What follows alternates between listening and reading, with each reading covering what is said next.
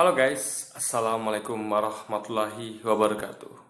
Kembali lagi bersama saya Bobby Hedian.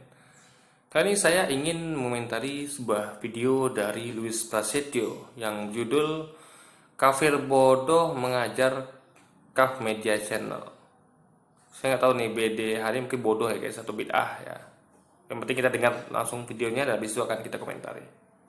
Yang begini kan nggak ngerti. Nah, inilah yang saya ajarkan ke Kaf Media Channel. Assalamualaikum, selamat datang kembali di channel ini. Kali ini kita akan meluruskan apa yang menjadi statement dari Kaf Media Channel, guys. Karena beberapa hari ini saya fokus untuk mengerjakannya atau meluruskannya. Jadi kita akan cek saja videonya. Soalnya videonya kan nggak ada audionya. Jadi dia hanya tulis diketik gitu aja, guys. Nggak tahu juga masalahnya apa. Mungkin takut statementnya salah atau bagaimana, saya kurang paham juga. Yang jelas kita akan luruskan. Kita akan langsung saja lihat videonya. Saya hanya akan men-screen beberapa potongan videonya. Silahkan teman-teman yang mau lihat full versionnya langsung aja ke channelnya. Mari kita lanjut saja ya guys ya. Yang pertama, statementnya adalah, jadi pertanyaan mana saja yang kiasan? Apakah Yesus sebagai anak Tuhan juga kiasan? Nah, sebelumnya kan saya bahas mengenai ketika Allah meminjam pisau cukur kepada Raja Asyur, itu saya bilang bahwa itu adalah sebagai kiasan atau pembuatan di situ, di mana Tuhan sebenarnya nggak benar-benar pinjam pisau cukur guys, tetapi Tuhan pinjam kekuatan dari Raja Asyur. Nah di sini kemudian dia tanya, Ntar gini guys, saya potong lo ya. Nah saya juga udah komentar Luis mengenai Allah meminjam pisau cukur. Oke lah, kita setuju itu kiasan gitu kan. Cuman Luis katakan Allah itu maha kuasa, sehingga dia tuh saking maha kuasa dia memakai kekuatan dia bisa meyakinkan Raja Asyur untuk memakai kekuatannya untuk menghancurkan musuh Allah itu gitu kan. Nah, cuma dia nggak ngerti di sini. Kata minjam itu artinya bukan Allah yang punya kuasa, bukan Allah yang punya memiliki itu. Allah nggak, berarti Allah tidak punya kuasa karena Allah tidak memiliki kekuatan di bangsa Asyur. Kalau Allah maha kuasa, dia memiliki. Jadi bangsa Asyur telah minjam kekuatan milik Allah. Jadi semua yang dimiliki Raja Asyur itu semua milik Allah gitu kan. Itu seharusnya kalau dikatakan Allah maha kuasa. Dengan kalimat Allah meminjam, berarti Allah kehilangan kuasanya. Berarti Allah meminjam miliknya yang punya Raja Asyur. Berarti Allah bukan pemilik. Pemiliknya adalah Raja Asyur. Kalau dalam Islam kita mengenal ya Allah itu maha kuasa ya. Jadi kita ini semua nih guys yang ada kita di alam semesta ini adalah kita meminjam punya Allah. Allah meminjamkan semua ciptaannya ini kepada kita untuk kita kelola sebagai khalifah, sebagai pengelola bumi. Jadi kita nih sebenarnya nggak punya apa-apa, kita nggak punya rumah, nggak punya apa-apa, itu semuanya merupakan titipan dari Allah. Allah pinjamkan kepada kita, apakah kita gunakan untuk kebaikan atau kita gunakan untuk keburukan. Nah, jadi itulah perbedaan dari dalam pekerjaan Islam dan Kristen. Nah, Luis nggak ngerti nih. Dia katakan itu berarti Allah punya kuasa. Enggak. Jadi dia samakan meminjam dengan memakai, beda. Memakai bisa memakai punya sendiri, bisa minjam. Saya memakai cangkul. Berarti itu bisa punya saya, bisa punya tangga. Ya kan? Nah, tapi kalau saya minjam cangkul itu jelas bukan punya saya. Jadi berbeda kata memakai dengan meminjam gitu. Jadi kalau dikatakan Allah memakai kekuatan Raja Asyur, oke. Itu berarti bisa punya Allah, bisa punya Raja Asyur. Tapi kalau meminjam jelas itu Allah meminjam, berarti Allah nggak punya apa-apa, nggak punya kekuatan militer gitu. Maka dia harus sampai minjam untuk kekuatan Raja Asyur untuk melawan musuh-musuhnya gitu guys. ini apakah Yesus sebagai anak Tuhan juga kiasan? Sebenarnya kalau kita Nah, bentar ya, kita dengar dulu nih di Wahyu 7:10. Apakah Yesus itu anak Tuhan untuk kiasan atau tidak? Saya potong dulu ya sebelum bicara gitu kan. Dan dengan suara nyaring mereka berseru, keselamatan bagi Allah kami yang duduk di atas tahta dan bagi anak domba. Yesus anak kandung domba kah? Jadi gini guys, saya pengen apa ya? Eh, apa namanya? Ini kan ada dua oknum di sini. Keselamatan bagi Allah kami yang duduk di atas tahta dan bagi anak domba. Gitu. Ada dua di sini. Jadi keselamatan yang pertama untuk Allah kami yang duduk di atas tahta. Yang kedua bagi anak domba. Oknum pertama adalah Allah kami yang duduk di atas tahta dan oknum kedua adalah bagi anak domba. Gitu. Jadi ini jelas ada dua oknum yang berbeda gitu kan. Nah,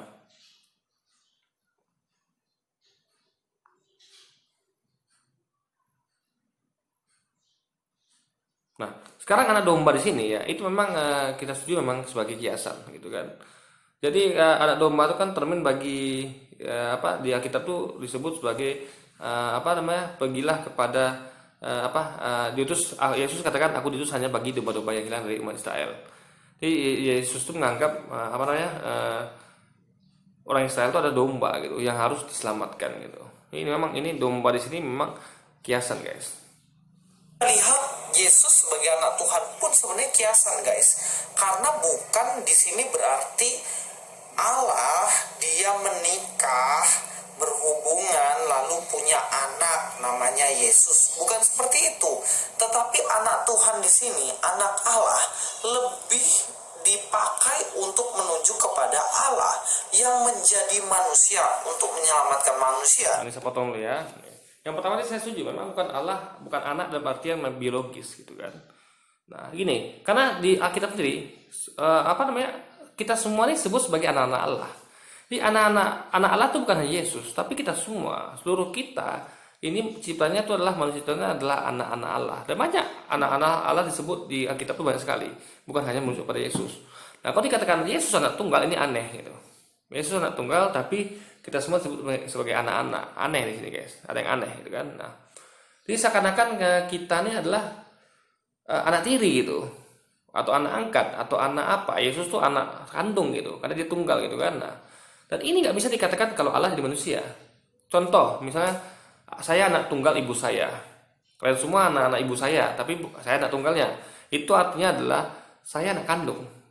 Karena tunggal kan, anak tunggal anak tunggal ibu saya, berarti saya anak kandung. Kalian semua ada anak angkat, ada anak tiri, ada anak lain semua gitu kan. Nah, ini berarti bukan ibu saya berubah jadi saya gitu. Buat ibu saya berubah jadi anaknya gitu. Anak terhadap anak, ibu atau bapak terhadap bapak gitu. Jadi Luis ini di sini dia nggak ngerti pemahaman bahasa Indonesia dasar. Kalau ada apa namanya? Ada bapak, berarti ada anak, berarti ini ada dua kutub. Pertama kutubnya namanya bapak, kedua anak. Bukan bapak jadi anak gitu. Ya kan? Yesus pernah mengatakan, janganlah sebut siapapun di dunia ini sebagai bapak, karena hanya satu bapamu yaitu dari surga. Yesus waktu ngomong itu ada di dunia, berarti dia bukan bapak, bapaknya di surga gitu. Demikianlah mereka mengenal engkau sesuai Allah dan benar, dan mengenal Yesus Kristus yang telah engkau utus. Ada di situ aku dan engkau. Aku siapa? Yesus, engkau Allah. Berarti aku bukan engkau. Yesus bukan Allah, selesai. Allah juga dikatakan di lain ayat itu dikatakan Allah bukanlah manusia, juga bukan manusia. Yesus adalah manusia sekaligus anak manusia. Ini sama kita ngomong ini. Batman bukanlah Louis Prasetyo, ya kan? Bukan juga atau Louis Prasetyo bukanlah Batman, juga bukan Superman. Ya. Jadi yang apa tuh namanya? Ya Superman adalah Clark Kent, Batman adalah Bruce Wayne. Itu yang tepat. Makanya Clark Kent disebut Batman juga, Clark Kent disebut Superman juga karena dia bisa berubah. Jadi bentuk perubahan dari Clark Kent adalah Superman. Bentuk perubahan Batman adalah Bruce Wayne. Jadi Bruce Wayne adalah Batman dan Clark Kent adalah Superman. Tapi Allah bukanlah manusia, juga bukan manusia. Berarti Allah bukanlah Yesus, juga bukan anak manusia namanya Yesus, guys. Jadi Luis harus ngerti tentang pemahaman bahasa Indonesia dasar gitu. Kalau Yesus anak tunggal, kita semua sebagai anak-anak Allah, Allah bukan tunggal, tapi anak tiri mungkin atau anak angkat. Yang penting ini adalah ini hubungan antara bapak dan anak. Kita semua itu termasuk Yesus anak-anak Allah. Cuman Yesus posisinya spesial, karena dia anak tunggal. Kita anak-anak yang lain gitu, bisa anak angkat, bisa anak tiri ya gitu kan. Tapi Yesus adalah anak kandung, anak tunggal, tak kandung dalam artian bukan seperti Luis katakan tadi, saya setuju, bukan hubungan biologis. Allah kawin dengan apa bukan, tapi dalam artian spesial. Dia ini anak spesial gitu. Jadi dia ini posisi anak, tidak akan selamanya, tidak akan pernah jadi bapak gitu. Dan dia lain Allah katakan gini, janganlah tidak ada yang sama serupa sebanding seumpama dengan aku, baik di atas langit maupun di bumi di bawah maupun di bawah air. Yesus ada di bumi, berarti Yesus nggak sebanding sama serupa dengan Allah, berarti Yesus bukan Allah. Allah tentang lagi dengan katakan dia yang lain, kepada siapa kamu hendak menyamakan aku, membandingkan, mengumpamakan, menyerupakan sehingga kami sama? Apakah pada Yesus? Tentu tidak jawabannya, karena Allah menantang pada siapa gitu. Ayo kepada siapa gitu. Lalu Anda menyamakan dengan Yesus? Tidak, tentu tidak. Berarti Allah berarti kalau gitu kan tantangan Allah tidak terjawab. Makanya jawabannya tidak ada. Kan dikata Allah tidak ada yang sama gitu, serupa sebanding dan seumpama dengan dia. Berarti tidak ada siapapun yang bisa dibandingkan dia, termasuk Yesus sendiri, guys. Dalam diri Yesus, itu sebenarnya kata ini menjadi kata yang dipakai untuk merujuk makna yang itu. Jadi kalau dibilang itu sebagai kiasan ya bisa juga, tapi lebih tepatnya sih sebenarnya sebagai gelar atau sebutan pribadi untuk dia ya. Kita lanjutkan lagi, dikatakan bagaimana ingat baik-baik bahwa Yesus tidak hanya disebut anak Tuhan, tapi juga anak domba. Ya memang Yesus itu disebut sebagai anak Allah, tetapi dia juga disebut sebagai anak domba. Lalu permasalahannya di mana sebenarnya? Gini, saya jelasin lagi. Apa yang saya tampilkan ini adalah statement dari Kaf Media Channel. Silahkan langsung aja lihat ke video aslinya, supaya tidak dipikir saya potong-potong statementnya ya guys ya. Karena hanya bersifat tulisan, saya bingung juga kalau mau putar videonya bagaimana. Kita lanjut ya. Kaf Media Channel mengutip dalam Wahyu 7 ayat 10, dan dengan suara nyaring mereka berseru, keselamatan bagi Allah kami yang duduk di atas tahta dan bagi anak domba.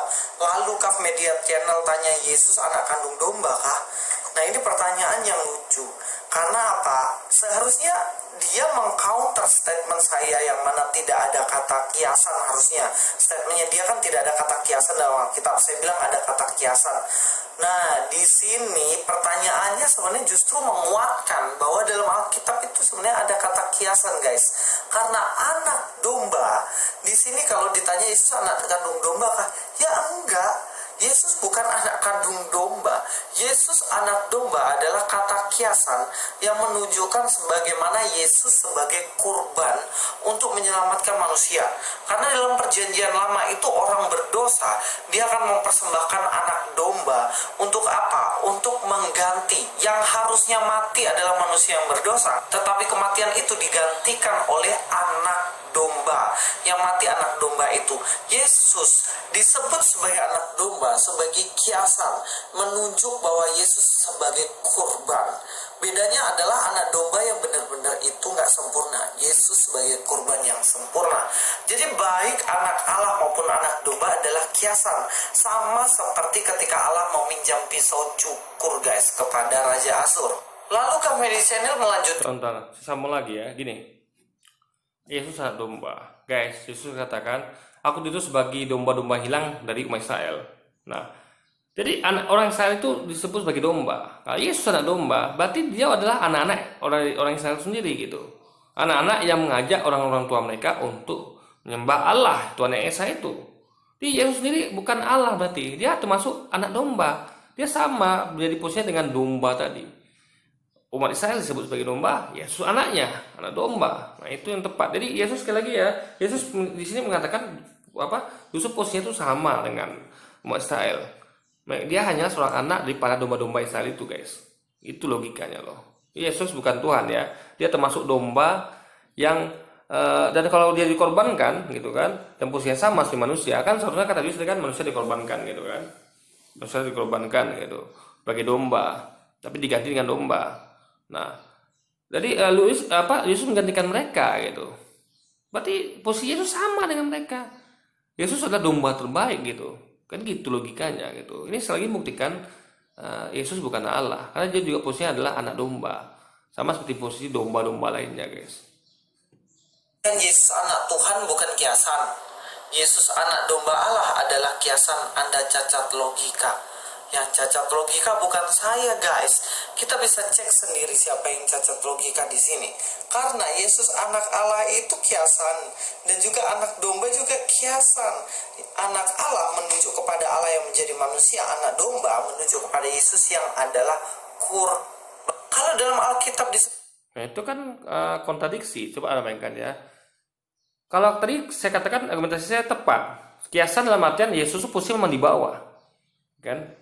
Posisinya itu anak Tuhan, berarti bukan Tuhan, ya kan? Dalam artian hamba yang spesial gitu. Itu nabi, gitu kan? Sama dengan posisi tadi, dia juga sebagai manusia, sebagai anak domba. Itu selevel dengan domba gitu. Dia bahkan jadi anaknya gitu. Nah, ini baru nyambung konteksnya. Tapi lu katakan yang pertama tadi adalah kiasan artinya Yesus anak Tuhan adalah Tuhan itu sendiri gitu. Dengan kedua, Yesus anak domba yang setara dengan manusia. Ini kan berbeda hal gitu. Jadi nggak nyambung guys, nggak relevan. Jadi di sini jelas Louis yang cacat logika gitu. Dia nggak bisa, makanya kalau kita mengartikan ayat itu kita harus punya pemahaman bahasa Indonesia yang benar-benar gitu. Jadi kita bisa mengartikan, makanya saya bisa tepat mengartikan. Posisinya sama-sama sebagai manusia, bukan Tuhan. Luis mengartikan kontradiksi. Yang pertama dia artikan sebagai Tuhan, yang kedua sebagai manusia. Mana yang benar, Luis? Ya. Tolong jawab mana yang benar. Apakah dia sebagai, nggak mungkin dua benar, karena nggak mungkin Yesus itu adalah Tuhan, sekaligus juga sebagai anak domba. Ini nggak mungkin terjadi, ya kan? Kan tidak ada kejelasan di sini. Jadi jawabannya apa? Apakah Yesus Tuhan atau anak domba gitu? Kalau anak domba dengan anak Tuhan itu sama analoginya, sama-sama manusia biasa. Cuma yang satu Yang satu itu artinya spesial, yang kedua spesial juga karena merupakan domba terbaik gitu. Domba yang tidak ada cacatnya gitu. Ini relevan, tapi kontradiksi kalau Luis artikan seperti yang Luis katakan tadi. Ini yang disebut masuk oleh Kaf Mediacena sebagai cacat logika. Juga anak manusia, Yesus adalah anak manusia, itu pun juga kiasan yang menunjuk kepada nubuatan Daniel mengenai kedatangan seorang Mesias. Jadi kita harus paham ini. Karena saya dibilang cacat logika, maka saya ajarlah ini. Si cacat logika ini mau ngajar Kaf Media Channel supaya mengerti sastra di dalam Alkitab. Di dalam Alkitab itu ada beberapa tipe sastra yang kita nggak bisa samakan. Di situ ada puisi, di situ ada hikayat, di situ ada juga majas dan lain sebagainya. Yang pertama saya akan ajarkan nih, Mas Kap. Ya, saya tambahkan ya, di sini juga ada surat Paulus pada jemaat Roma. Bayangkan coba, kitab suci isinya surat Paulus pada jemaat Roma. Ini sama kayak Al-Quran itu isinya ada, misalnya dibuat ya, seandainya ada nih. Al-Quran itu isinya adalah surat Khalifah Umar bin Khattab kepada jemaat yang di Madinah. Ini apa hubungannya? Masa kitab suci ada surat Umar bin Khattab kepada jemaat di Madinah? Ini kan kitab suci yang aneh gitu guys. Lalu ada cerita sejarah.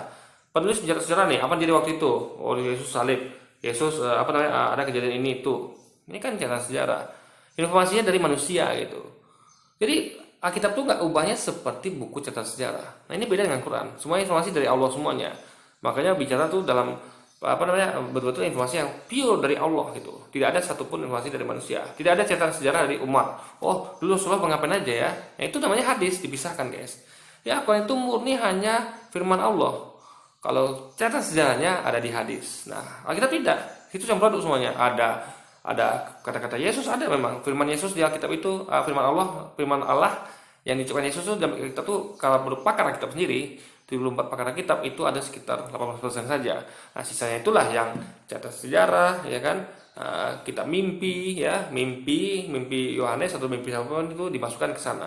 Hasil mimpi guys, bayangkan coba hasil mimpi dimasukkan ke dalam Alkitab. Lalu ada surat Paulus pada jemaat di Roma, lalu ada catat sejarah. Makanya ini lebih tepat sebagai bukan kitab suci ya, tapi lebih dari itu, more than that. Di sana juga ada. Jadi dia makanya kalau Islam itu jelas-jelas kitab suci ya kitab suci, firman Allah, nggak ada campuran di dalamnya. Sejarah dibuat di lain lagi yaitu hal hadis. Kalau kitab tidak, dia isinya dia mix semua dicampur dalam itu guys. Maka itu ya kitab suci, tapi lebih dari itu. Bukan hanya kitab suci, tapi kitab sucinya itu guys hanya 18%. Sisanya itu bukan kitab suci lagi gitu. Jadi seakan-akan Al-Quran hadis itu dicampur lalu tambah lagi dengan surat-surat khalifah kepada penduduk Madinah, dicampur lagi dengan mimpi-mimpinya Umar bin Khattab misalnya, mimpi khalifah. Itu kalau posisi Quran kalau seperti Alkitab. Tapi Quran tidak, dipisahkan jelas mana firman Allah, mana yang sejarah dimasukkan ke hal hadis. Mas Kaf Media Channel harus tahu bahwa dalam Alkitab itu ada yang namanya hikayat. Hikayat dalam Kejadian 18 ayat 6 misalnya, lalu Abraham segera pergi ke kemah, mendapat Sarah serta berkata, segeralah ambil 3 sukat tepung yang terbaik, remaslah itu dan buatlah itu bundar. Ini adalah hikayat, ini benar-benar terjadi, ini sejarah, dan ini tidak bisa diartikan sebagai kiasan, karena Sarah benar-benar mengambil apa di situ. Ya, ini sejarah ya dari Allah langsung gitu. Bukan saksi sejarah. Ini Allah langsung yang berkata. Nah, ini termasuk dalam ini sebenarnya disebut kitab suci itu. Betul-betul bukan catatan sejarah yang dari manusia, tapi Allah langsung yang informasikan kepada kita di dalam Alkitab. Katakan mengambil tepung dan membuat roti. Ini adalah satu sejarah yang ada. Yang selanjutnya adalah bahasa kiasan. Misalnya dalam Mazmur 19 ayat 1, untuk pemimpin biduan Mazmur Daud, langit menceritakan kemuliaan Allah dan cakrawala memberitakan pekerjaan tangannya. Langit menceritakan kemuliaan Allah, ini bentuk personifikasi. Mana mungkin langit bisa bercerita, benar nggak? Tapi dikatakan di sini langit menceritakan kemuliaan Allah, yang artinya di sini kata menceritakan ini adalah majas personifikasi. Di dalam Alkitab juga ada yang namanya perumpamaan. Dalam Markus 4:31, hal kerajaan itu seumpama biji sesawi yang ditaburkan di tanah. Memang biji itu yang paling kecil daripada segala jenis benih yang ada di bumi. Di sini Tuhan Yesus memakai perumpamaan ataupun contoh begitu.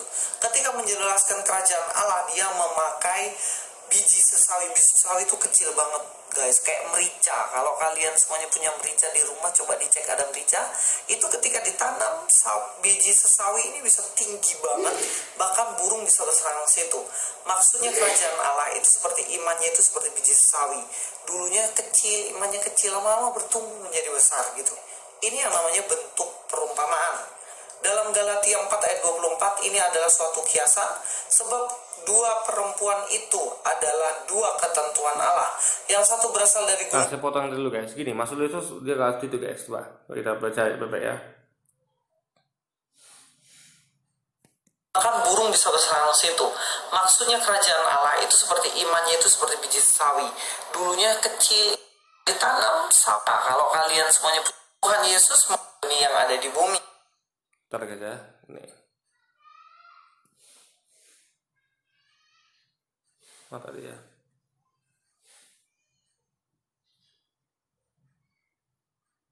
Langit menceritakan kemuliaan Allah, yang artinya di sini kata menceritakan ini adalah majas 31 hal. Ya. Hal kerajaan itu seumpama biji sawi yang ditaburkan di tanah, ya. Memang biji itu yang paling kecil dari segala jenis benih yang ada di bumi. Jadi gini guys, kerajaan Allah itu ya, dalam artian kerajaan Allah itu adalah apa ya, hukum-hukum Allah gitu, hukum-hukum Allah. Dalam artian kerajaan Allah itu adalah peraturan Allah yang diterapkan di bumi. Jadi kerajaan Allah itu didapat dengan menerapkan aturan-aturan Dia gitu. Jadi itu seumpama biji yang ditanam di tanah. Dalam artian gini, biji itu kecil dari tumbuh besar, masuk gini. Ini kan di sini tidak ada yang dikatakan besar itu. Memang biji itu yang paling kecil daripada segala jenis benih yang ada di bumi. Maksudnya gini guys. Jadi kalau kita melakukan itu syariat ya, apa yang Allah perintahkan dan larang, itu nanti akan bertumbuh. Pertumbuhannya apa? Menghasilkan kebaikan. Ya, kalau kita melakukan itu, semua hukum Allah itu ya, peraturan dan larangannya, ya kan, itu akan bertumbuh menghasilkan buah. Buah dalam artian kebaikan, kedamaian, apalagi kesejahteraan, kemakmuran gitu. Dengan mengikuti menaati hukum-hukum Allah tadi guys. Itu maksudnya gitu. Bukan iman yang terlalu besar, enggak. Ya, bukan. Jadi yang ditanam biji kan, ditanam itu kan dapat bukan biji lagi. Yang tumbuh itu adalah pohon sawi. Nah, biji itu iman, pohon sawi itu hasilnya. Ya, seliman itu apa? Bukan iman lagi tentunya. Jadi Luis ini salah dia mengartikan ya guys. Kerajaan itu seumpama biji, perumpamaan ataupun contoh kiasan, sebab dua perempuan itu adalah dulunya kecil, imannya kecil lama. Sebab dua perempuan itu, ini adalah suatu besar gitu. Ini yang namanya bentuk perumpamaan. Dalam Galatia 4 ayat 24, ini adalah suatu kiasan, sebab dua perempuan itu adalah dua ketentuan Allah. Yang satu berasal dari Gunung Sinai dan melahirkan anak-anak perhambaan, itulah Hagar. Jadi di sini penafsiran alegori bisa terjadi karena apa? Dua orang, Sarah dan juga Hagar. Sarah adalah perjanjian, Hagar adalah perbudakan. Dan dua orang ini menjadi alegori ketika diartikan sebagai ketentuan Allah. Dalam Alkitab juga ada jenis sastra simbol guys. Dalam Matius 10 ayat 16, lihat, aku mengutus kamu seperti domba ke tengah-tengah serigala. Sebab itu hendaklah kamu cerdik seperti ular dan tulus seperti merpati. Di sini ada simbol-simbol, ada tulus seperti merpati. Merpati yang artinya simbol dari ketulusan, ular simbol dari kecerdikan, dan domba simbol bagi orang percaya, serigala simbol bagi orang yang menolak kepercayaan kepada Yesus Kristus. Ini simbol-simbol yang ada dalam Alkitab. Jadi nggak bisa kita artikan benar-benar itu adalah domba dan mereka benar-benar serigala, nggak gitu guys. Dalam Alkitab ada yang namanya tipe atau tipologi. Di dalam Ulangan 31 ayat 23, kepada Yosua bin Nun diberinya perintah firman-Nya, kuatkanlah dan teguhkanlah hatimu, sebab engkau akan membawa orang Israel ke negeri yang kujanjikan dengan sumpah kepada mereka, dan aku akan menyertai engkau. Yosua menjadi tipologi dari Yesus. Ketika Yosua membawa bangsa Israel dari perbudakan menuju tanah perjanjian, begitupun juga Yesus yang membawa kita manusia dari perbudakan dosa menuju ke surga atau tempat yang nyaman yang dijanjikan Tuhan. Ini menjadi tipologi di dalam sastra di Alkitab guys. Di Alkitab juga ada syair seperti Zakaria 11 ayat 1-2, bukalah pintu-pintumu hai Libanon, supaya api dapat memakan pohon-pohon arasmu, merataplah hai pohon sanobar, sebab sudah rebah pohon aras dan sudah dirusakkan pohon-pohon yang hebat. Merataplah hai pohon-pohon terbantin basan, sebab telah rata hutan yang lebat itu. Ini adalah merupakan syair guys. Kita harus memahaminya selayaknya syair. Kalau nggak tahu syair, tanya sama guru bahasa Indonesia mungkin, supaya tahu apa sih syair itu. Lanjut ya. Yang terakhir yang saya mau sampaikan adalah sastra dalam arti nubuatan. Ulangan 18 ayat 18, seorang nabi akan kubangkitkan bagi mereka dari antara saudara mereka, dan selanjutnya. Ini adalah nubuatan dan kita harus artikan sebagai nubuatan. Jadi inilah beberapa bentuk sastra yang ada di dalam Alkitab. Kalau kiasan ya artikan kiasan, kalau itu hikayat artikan hikayat. Jangan campur aduk. Yang begini kan nggak ngerti. Nah, inilah yang saya ajarkan ke Kaf Media Channel. Yang saya dianggap cacat logika, makanya saya ajarkan yang waras lah. Siapa tahu ikut-ikutan cacat logika. Mudah-mudahan kita paham dengan baik ya, Alkitab kita itu sastranya tinggi. Bahkan ada yang mengatakan bahwa sastra di dalam Alkitab itu adalah sastra yang sangat-sangat baik.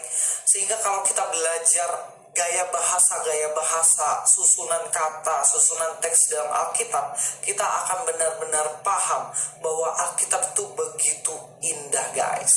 Louis Prasetyo sini, God be with you. Di sini Louis tidak memasukkan tadi ya surat Paulus pada jemaat di Roma. Itu saya kecewa sekali saya, kenapa ada bisa surat Paulus pada jemaat Roma itu masuk dalam kitab suci. Ini aneh sekali. Lalu secara sejarah tulisan Markus itu kok bisa masuk kitab suci gitu. Markus menulis berdasarkan apa yang dilihat dia. Kok bisa masuk kitab suci itu? Kan kita tahu kitab suci itu soalnya adalah murni informasi dari Tuhan, dari Allah, bukan dari manusia informasi itu kan. Informasi dari manusia itu namanya catatan sejarah atau info media guys. Jadi itu gak dimasukkan Louis. Lalu gini, saya mau katakan gini guys. Kadang-kadang mereka ini menggunakan secara ganda gitu dalam menafsirkan ayat. Misalnya contoh, kemarin saya pernah buat videonya itu, ada ulang atau ada contoh video saya yang lama sebelum ini gitu kan. Misalnya kata apa ya, di kata yang satu itu digunakan beda artinya di kata yang lain itu. Misalnya kemarin Tuhan dengan Tuhan, kurios itu ya, kalau khusus Yesus diartikan Tuhan gitu ya kan. Itu saya buat videonya, saya nggak mungkin bahas ini lagi kan itu panjang. Jadi memakai standar ganda gitu. Ini dari kitab terbitan lama padahal itu adalah guru dan tuan. Tiba-tiba di terbitan baru dikatakan Tuhan gitu. Jadi ada standar ganda gitu. Demi dogma kata Tuhan berubah jadi Tuhan.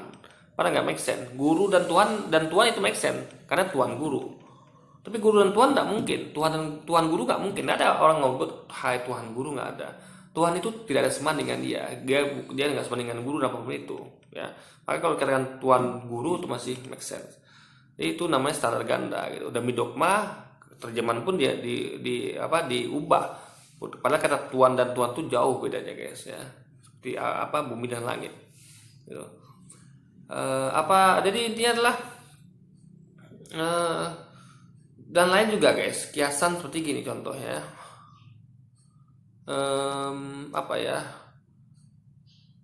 Yesus adalah Tuhan gitu ya kan. Ini kan bukan kiasan lagi, ini udah suatu yang klaim gitu, Yesus adalah Tuhan ya.